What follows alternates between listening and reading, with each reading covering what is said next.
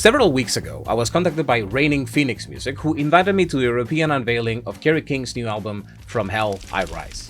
Now, this was a huge opportunity for me, so after verifying that this wasn't a scam or a chance for somebody to steal my organs, I went to meet the king. I hope you'll enjoy it.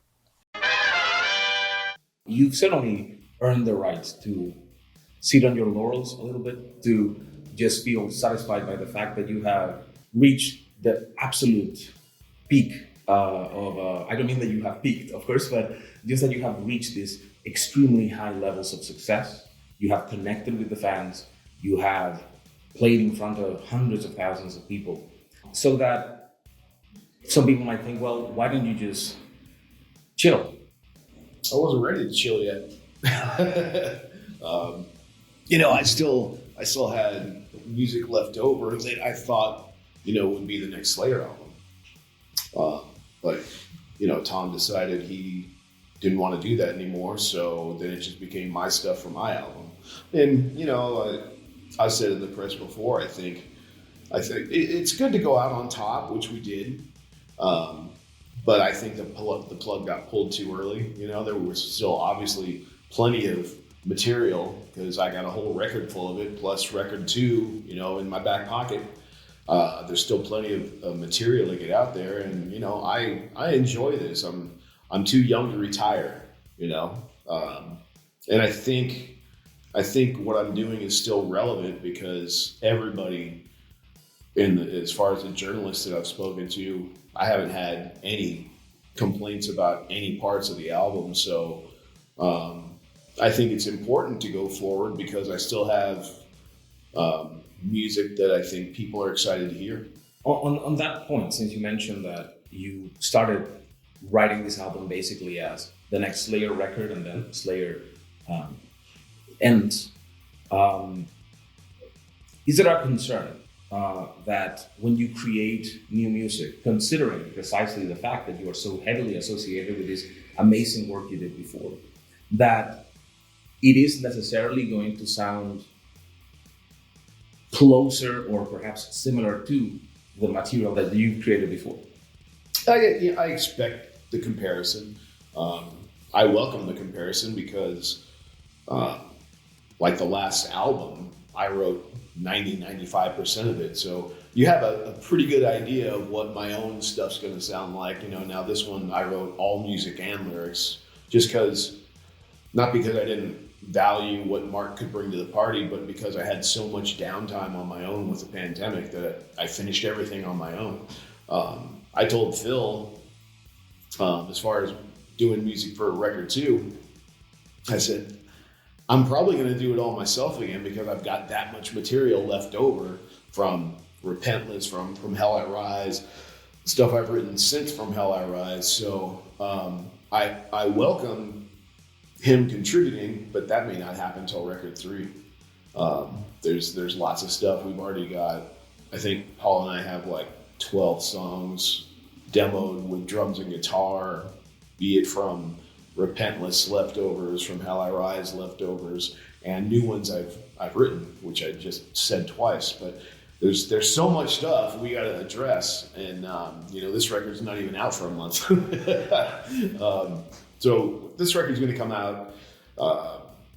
We're going to do record 1 cycle, however long that takes. Paul and I will go right back in the studio, ideally, and record the next stuff, which again will sound like an extension of this record because it's kind of like I use the AC/DC comparison, not because I think we're as big as AC/DC, but it's a similar situation. People like AC/DC. I like AC/DC because they sound like AC/DC, and I don't want them to be anything else. I don't think people want me to be anything else. They spent the last 40 years loving or hating me, and for the ones that love me, they're going to love this record.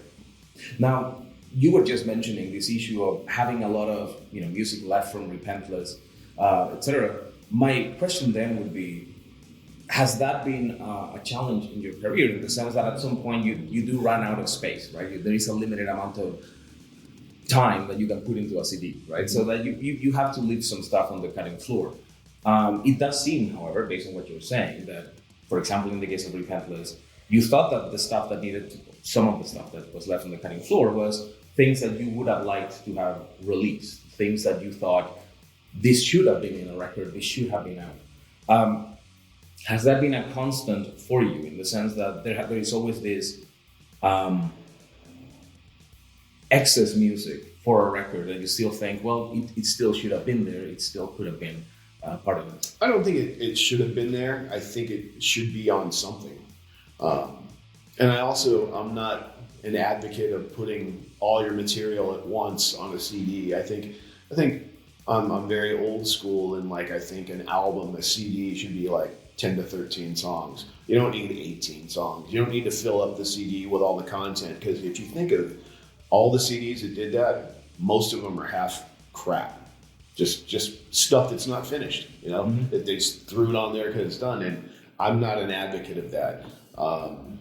Like the two on From Hell I Rise, from Repentless, had lyrics in Repentless. It's just like the performance wasn't where I wanted it to be. And now finishing it with this group of guys, it's exactly where I want it to be. And I'm super happy that they made it on my record. Now, the other ones that will be on record 2 from Repentless, they never had lyrics. They were never finished. It's just stuff that I made up in the writing process that, as the writing process goes on, some I have a stronger vocal idea for. So those ones will get done. Those ones will be on the record. These ones are great songs, and I'm looking forward to doing them whenever I find time to put lyrics on them. On the issue of lyrics, you mentioned that this new album is both written, both in terms of the music as well as the lyrics, by you. There are a couple of songs that obviously continue to touch upon your disdain for organized religion and that sort of nonsense. What was the space of mind, if you will, that you were when you were writing this record, and why were these lyrics, these songs, these themes relevant to you? So it's typical of my career, I think.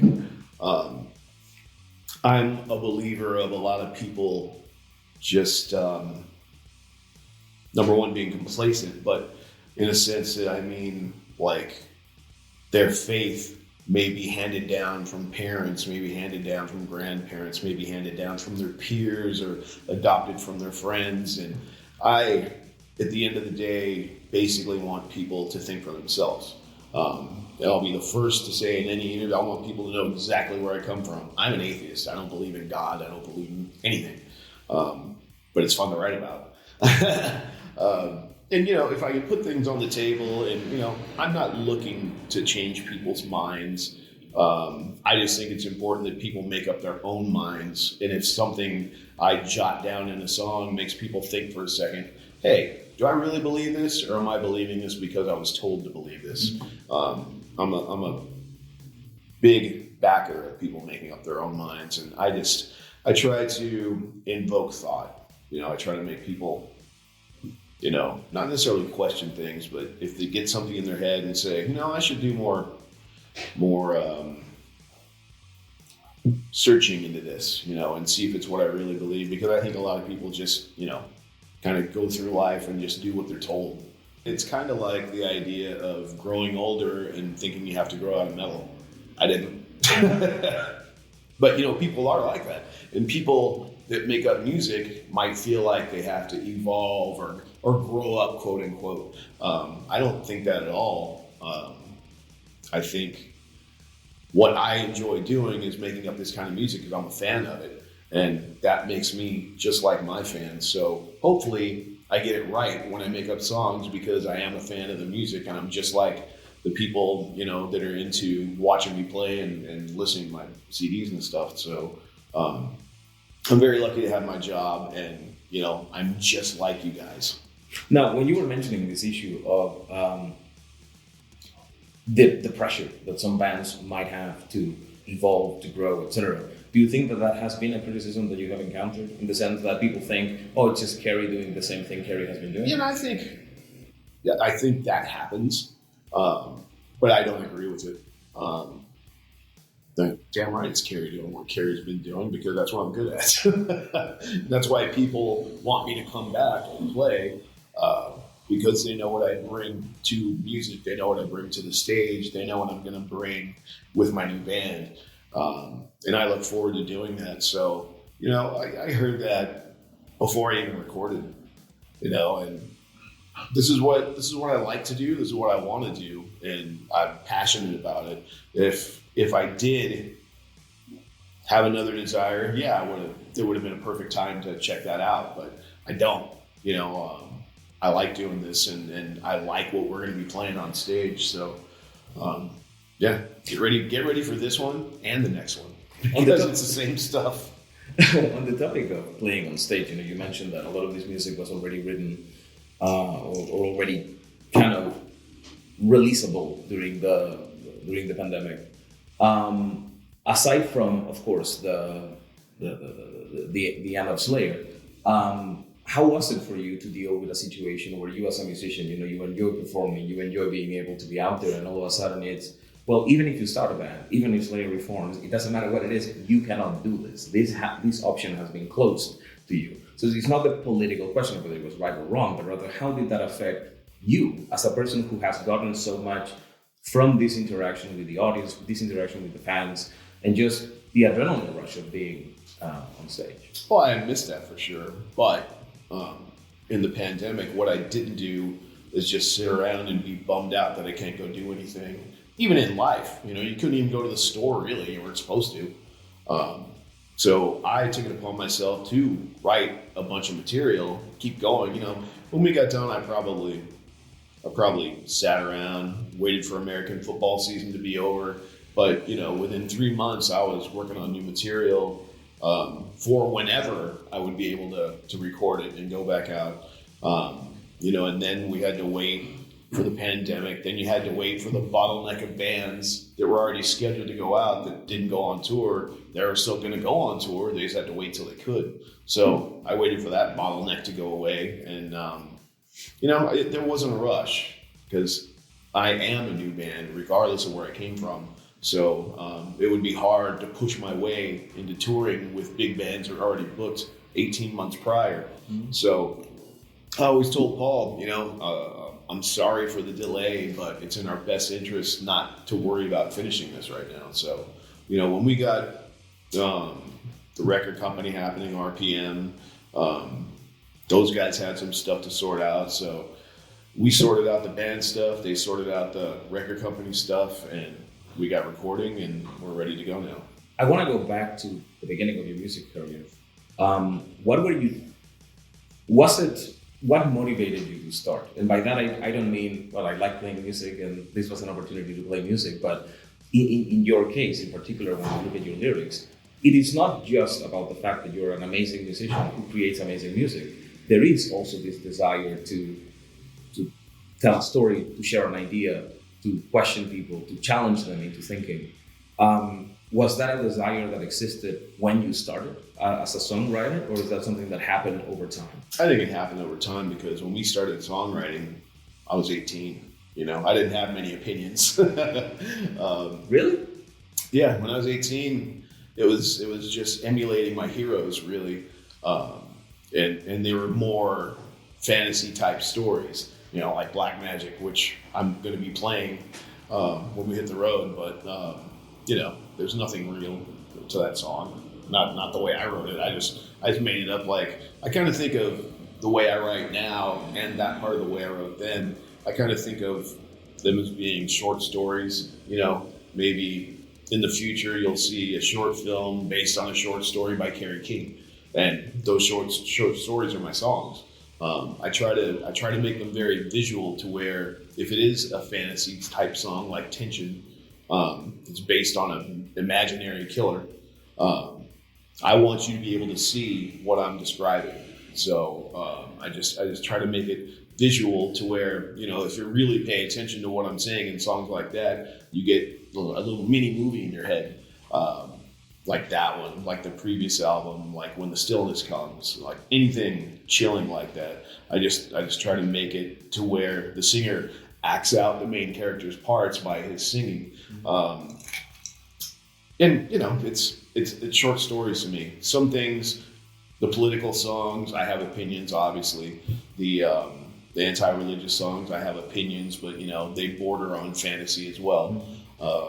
That's just been our writing style since the late teens. But I grow up, I get more opinions, I get smarter about life, so I'm able to interject different opinions now that I didn't have necessarily when I was 18. When you were 18 and you were starting this band, was there a lot of anger in the music that you were creating? Because I've listened, don't get me wrong, I've listened to your entire discography at one point or another, right? So the sound is certainly angry, right? It's the power that we like about metal.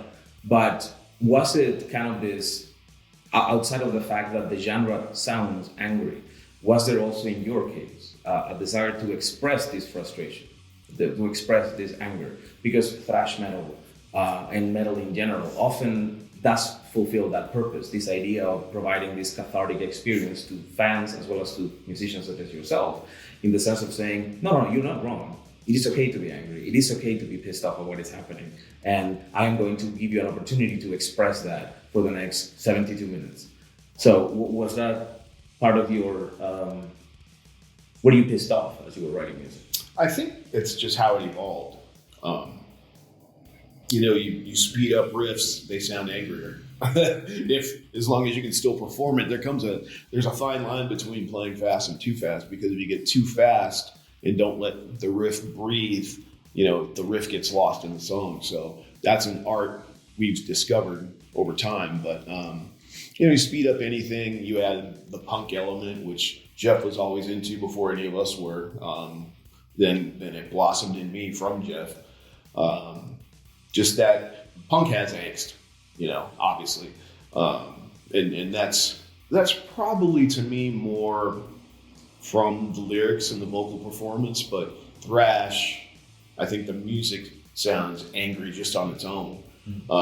Then you add the angst of the vocals and it gets, much more angry. As a parenthesis, when you said at the beginning, I was performing and I wanted to just imitate your idols. I wanted to imitate my idols. What were those idols? When I am a terrible guitar player, but when I play guitar, I'm thinking of you, I am thinking of Janet Gers, I am thinking of Davey Murray. That is kind of what is in my mind. In your case, what were the musicians that you felt, that's what I want to be? Well, obviously Judas Priest, obviously Iron Maiden as well, Tony Iommi, Black Sabbath, and then you go into, I would definitely credit Ritchie Blackmore, because I'm having a big Ritchie Blackmore revival these days. Very, very impressed with the entire band of Deep Purple. It was like a super group. They were amazing. Eddie Van Halen, of course, at that point. AC/DC, of course. So, just like anybody else, and my niche and my gift was taking that influence and, turning up 100 beats per second. In both your, I think in the press material as well as yesterday in our conversation, you mentioned how when you were listening to, I forgot the first name, but Oseguera, your singer, Mark Oseguera. I was between Tom and Mark Oseguera, the singer of Death Angel. You were mentioning how he starts singing and you say, okay, slow down. Are you sure you are able to continue doing this? Are you sure that this is sustainable? Certainly it was, at least as far as the record is, you received these assurances that he can continue performing on that level. And, we were just discussing this issue of, you speed up a riff and as long as you can play it, it's great. In the same way that you look at Mark and you thought, well, I don't know if this is going to be something that can actually be sustainable over time. I don't know if he's going to be able to play for 2 hours and just continue on that level. Is that something that you ever ask about yourself, in the sense of thinking, this is a great riff, this is really fast, I don't know if I can do this after playing for 40 minutes? Not really, and the Mark thing, I've known Mark probably 40 years, but we became close in the last 10 years. So even though I knew him, I didn't know his ability at the performance level. I've known what he's done, but this is so extreme for him it concerned me to the point where I had to ask. Now, for me, what's kind of happened with me and Paul when we're working on stuff, he naturally speeds up as he gets familiar with the song. It just naturally gets faster and faster. And sometimes I'll say, "Listen, dude, we're getting a little fast." And I'm not saying that as an old man. I'm saying that is I can't play the riff this fast. Mm-hmm. So a lot of times we peak before we get in the studio and say, "All right, that's got to back off." Because live, everything naturally speeds up anyway. So what I've learned in my old age is to pay attention to that ceiling. Because if you hit that ceiling on a record, it's not going to be good live because it's naturally going to speed up. So it's just knowing when you start. It's knowing when to say, "Hey, this is getting too fast. I like the riff the way it is," without rushing through it. The level of success that you have achieved as a musician, the recognition that you've achieved as a musician, does mean that you are, unless you come up with a polka record, right? There is always going to be an audience. There is always going to be people who, like myself, love your work, love what you've done, and want to hear the next thing. But is it challenging in the sense that you think, I don't know to what level people are coming because of what I'm creating, as opposed to they're coming because I have created in the past. You see what I mean? I think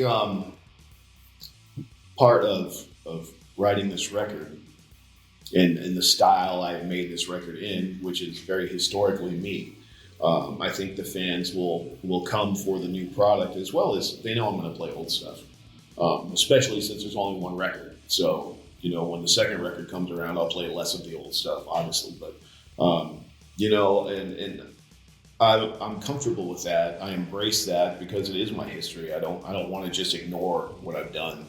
And it's going to mix very well with the stuff we're doing on this new album. So, people will get to see the new music, but they'll get to see some of their favorites too. If you were to meet 18-year-old Kerry King, knowing what you know now, not just as an artist, but also as a person who eventually this became your job, you achieved wealth and success as a result of that, but you certainly learned some lessons. So what would have been the lessons that, if you could talk to that young, angry kid, that you could share with him? That's easy. Because there's one part of my career that I always look back at and go, you should have paid more attention than the 90s. Pay attention to the 90s and don't put out the shitty albums you're probably going to put out in the 90s. I don't like the stuff we did in the 90s. I was very disenchanted by music because bands that were getting popular I didn't understand, and I still don't understand. I never liked Limp Bizkit. I never liked bands of that era. It just bummed me out and turned me off. And it's really visible to me on Diabolus and Musica. I didn't pay any attention to that album. I had a couple songs on there, but I didn't contribute as much as I usually do. And then I came back to my senses and I said, you know what, fuck that. I'm Kerry King. I'm like, we're in Slayer. We need to be fucking important. I need to pay attention to this shit. And you can tell that I started paying attention when God Hates Us All came out. Because that was kind of our rebirth into we got a little lost there in the 90s, but we righted the ship and here we go. And in the case of the 90s, when you said you got lost, it was a conscientious choice, right? In the sense that music was created, or do you feel that there was kind of a pressure of creating something different? I think Jeff tried to embrace being a little different, and I just hated it. And it shows in my contribution, and I know that in hindsight. And as soon as that record came out, I'm like, man, I should have paid more attention to that album and contributed more just to get my angst across, instead of listening to a band try to evolve into something they weren't. And you can argue that statement as well. People, some people really like that album, but it's definitely not my favorite. Is it strange when somebody brings the album for you to sign and you go, I made better ones? Yeah. And, we weren't real prolific in the 90s, and Paul left us once. So we did the Undisputed Attitude album, which I am very proud of. I love that covers record. Had a couple original songs, a couple punk songs from Jeff, Gemini from me. Yeah, the late 90s just, it's not a good point in my history in my mind. I mean, a lot of bands have done. I mean, you saw what Machine Head did around the new metal era, for example. So at least you never put on a kung fu No. gi or get like little dreadlocks. Yeah, it wasn't that bad.